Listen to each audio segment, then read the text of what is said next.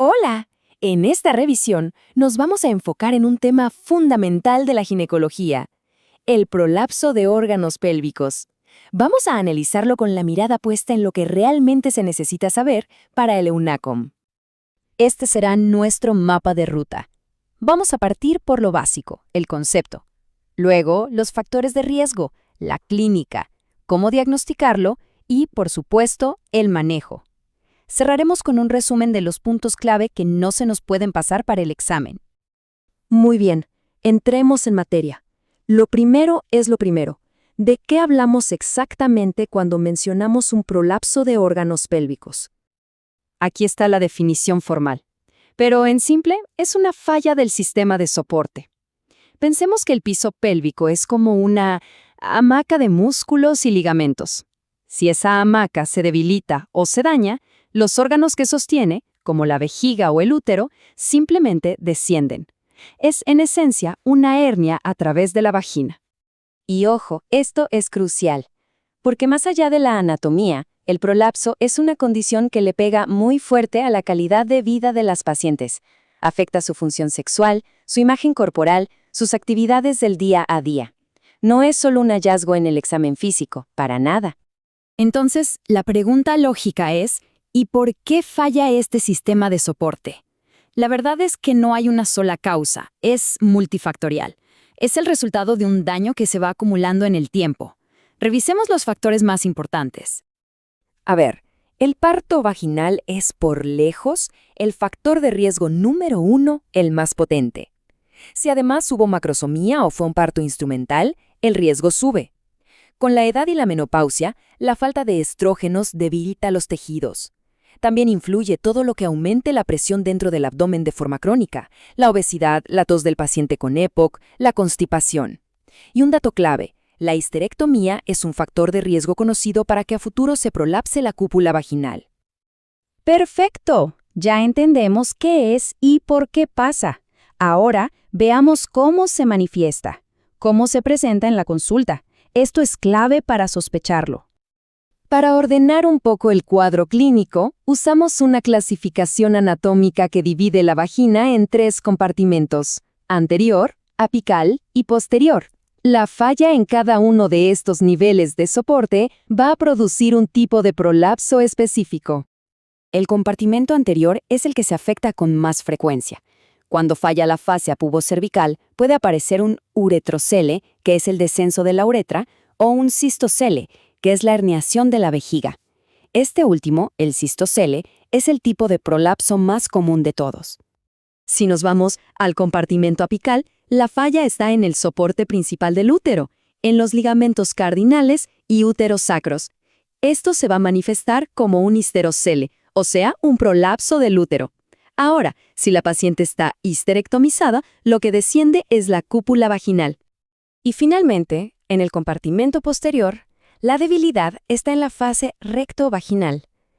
Esto puede producir un rectocele, que es la herniación del recto, o un enterocele, donde lo que se hernia a través del fondo de saco de Douglas son asas de intestino delgado. Los síntomas tienen todo el sentido del mundo según el órgano que esté prolapsado. Por ejemplo, en un cistocele son muy comunes los síntomas urinarios. En un rectocele es clásico que la paciente refiera dificultad para evacuar, incluso la necesidad de ayudarse con los dedos. Y por supuesto, están los síntomas sexuales y esa sensación constante de pesadez pélvica. Pero si hay un síntoma que es el protagonista, el que hace que la mayoría de las pacientes consulten, es este: la sensación de bulto o de una masa que sale por la vagina, que empeora con los esfuerzos o al final del día. Ese es el signo de alarma principal. Con la sospecha clínica ya clara, pasemos a cómo confirmamos el diagnóstico y, muy importante, cómo lo graduamos de una manera objetiva. A ver, el diagnóstico es eminentemente clínico. No se necesitan de entrada imágenes complejas ni nada por el estilo. Todo se basa en un buen examen ginecológico.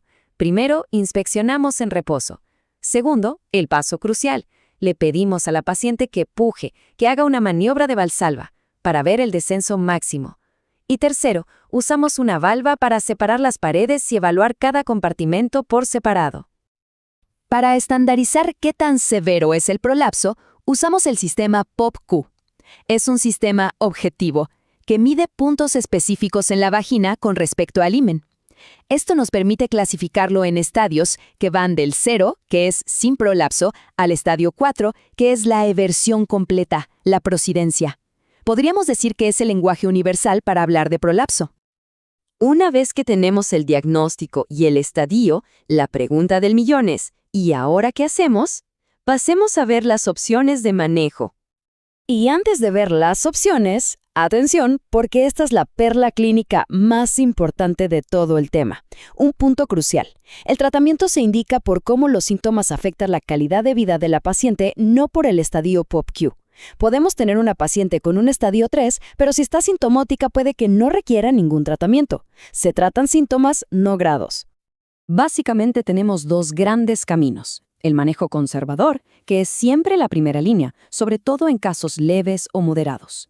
Y por otro lado, el manejo quirúrgico, que se reserva para las pacientes que tienen síntomas que no responden al manejo conservador o aquellas con prolapsos severos que buscan una solución definitiva. Dentro del manejo conservador, la base es la kinesioterapia de piso pélvico, o sea, los famosos ejercicios de Kegel. Otra excelente opción son los pesarios. Son dispositivos de silicona que se ponen en la vagina para dar un soporte mecánico. Y en mujeres posmenopáusicas, los estrógenos tópicos ayudan mucho a mejorar la calidad del tejido vaginal. Ahora, si la opción es la cirugía, hay dos filosofías. La reconstructiva, que busca restaurar la anatomía normal, ya sea usando los propios tejidos de la paciente o a veces con mallas. Y la otra es la cirugía obliterante, o colpocleisis, que es un procedimiento más sencillo que cierra la vagina. Esta última se reserva para mujeres mayores, más frágiles y que no tienen deseo de mantener actividad sexual. Excelente.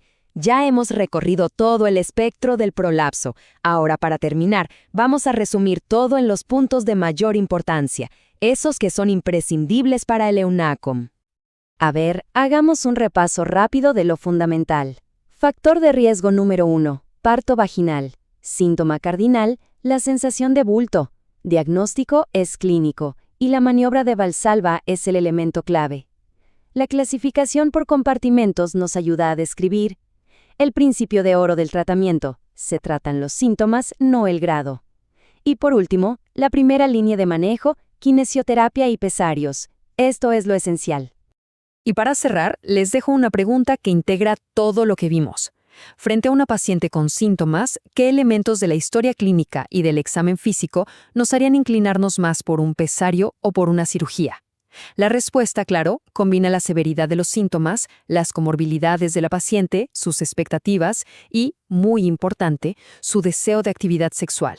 Un excelente punto para consolidar todo este conocimiento.